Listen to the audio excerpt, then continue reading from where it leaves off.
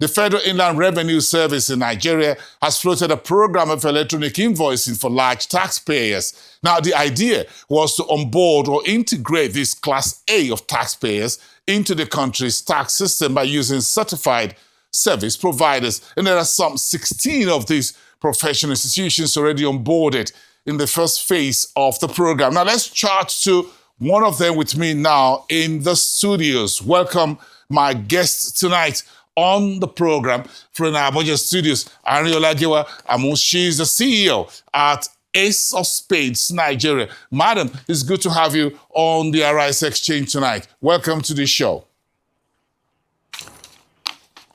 Thank you for having me. Thank you, madam. Let's start by talking about this particular project by the FIRS. What does it really involve? To talk to me, the E-Invoicing project. Well, E-Invoicing is digitalizing businesses in Nigeria.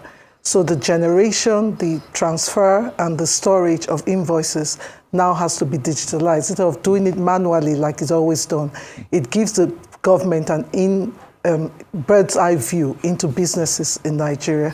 So taking away the manual element from doing your businesses is what the E-Invoicing merchant buyer solution is supposed to do. So if you're a merchant buying or selling, the invoices pass through the E-Invoicing merchant buyer solution so that everything is now digitalized. There's no longer any manual emphasis on doing your businesses.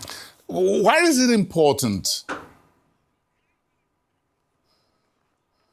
It's important because in the 21st century, things are not done electronically, no longer manually.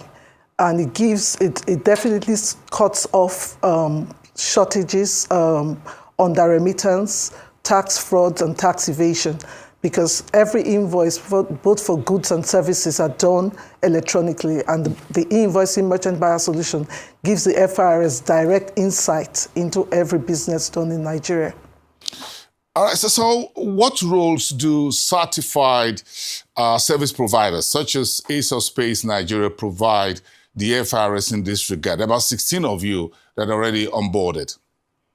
Yeah, we are actually the backbone of the ecosystem of the E-Invoicing merchant buyer solution, because businesses have to go through us to get access to the E-Invoicing merchant buyer solution.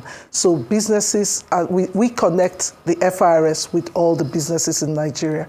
So the large taxpayers that are being onboarded now, what happens is that they have to pass their ERP, that's their enterprise resource planning platform, through our system to get them to go through the E-Invoicing platform. And it takes about 5 to 10 seconds. It goes around the system and comes back to you. So it just gives the businesses no more manual audits for you. For businesses, it's very important for them to have their businesses run freely without having any interference from tax auditors or tax regulators. So when you do that, and you do that correctly with your system connected directly through us access point providers to the E-Invoicing platform, then you have a more digitalized system going ahead with our taxes. Very interesting. You're telling me about the process of integration of large taxpayers in the first phase of the program. How was that arrived at, to arrive at large taxpayers? Do they have to do with individual taxpayers or simply businesses, the Dangotes, the big oil companies, and all of that? Is that the folks involved in the first phase of this E-Invoicing? Yeah, every taxpayer who has a turnover of 5 billion and above is meant to take part in this first phase. Then the second phase of it will start from the 1st of January 2026 with medium and small taxpayers. The large taxpayers are already digitalized. Most of them are digitalized in terms of how they do their businesses. So it's easier to get them to get on board with this E-Invoicing merchant buyer solution, because they mainly are the large taxpayers are where the main revenue for the federal government comes from the manual way processes that was being done before. But it's going to, the medium and small taxpayers are mostly the informal sector. So, but getting the large taxpayers to digitalize and then being able to see the advantages of that, we definitely encourage the medium and small taxpayers to come on board. So talk to me, how much progress are you folks making, you certified service providers? How much progress have you been making? Is it more difficult to deal with the big boys than you would expect for the small businesses? It is difficult because most people don't want to pay taxes. So when you try to get them to understand that this is for their benefit as well as for the federal government, the first question you keep hearing and people asking, what are they going to use the money for? And I keep telling any customer that I talk to that, first and foremost, pay your taxes. Then you have the right to ask those questions. But if you don't get on board and do what you need to do, then it will be very difficult for you to now start being the one asking, what are they using the money for? You haven't paid you haven't done your part. So you need to do your part first before you start talking about what is the money being used for. So it's difficult, really, because most people really don't want to pay taxes, and they see it as an invasion into their businesses. But that's how it's done all over the world. So it's essential for Nigeria to come on board and get more fiscal preparedness in terms of how taxes are generated and how businesses are done. So the e-invoicing, from your experience on the field right now, do you think some progress have been made? Yeah.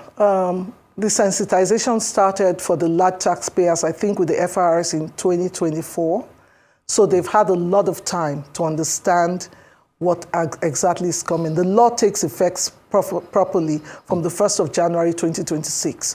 So at the end of the day, the bottom line is that one way or the other, you have to get on board with it. So the earlier, the better.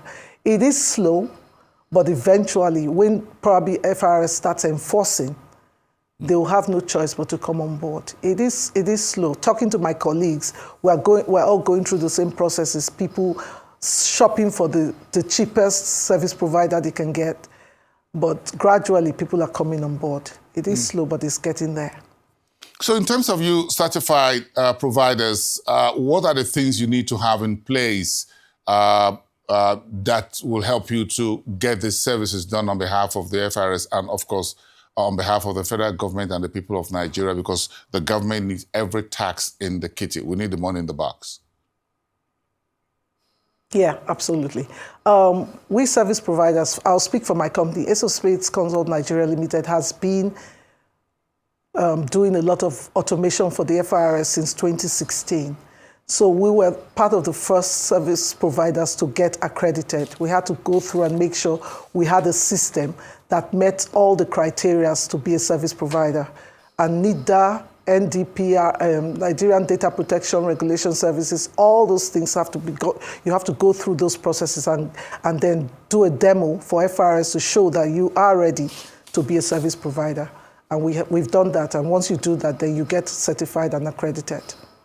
Okay, so you said the second phase will involve medium and smaller businesses, and you said that will be starting off in the new year. Is that correct? Yes.